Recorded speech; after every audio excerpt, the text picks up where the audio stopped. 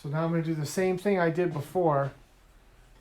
Before I was just kind of showing you what I was doing, but now I'm going to get a little bit more aggressive, and we're going to go about halfway down the shaft of the hair, and we're going to make 3 or 4 cuts, and that's not taking any length.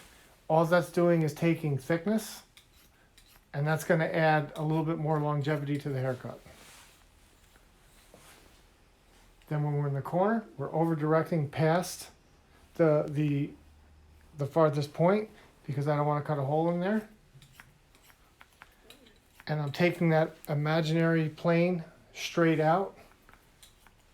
I'm not rounding down. If I round down, the hair is going to be too short in the back and it's going to stick up. So already on this side, you can just kind of see how he said he wants to leave it natural, and you can see how it's falling naturally.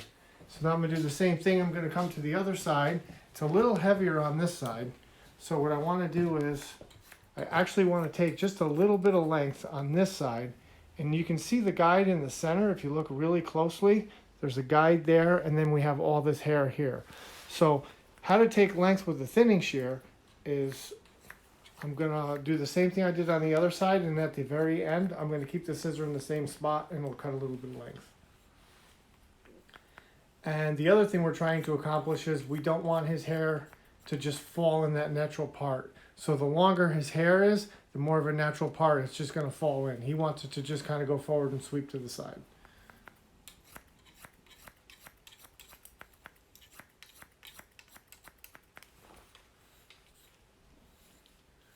All right, so now we have, even before we put any product in, it's doing exactly what he said he wanted it to do before we started cutting.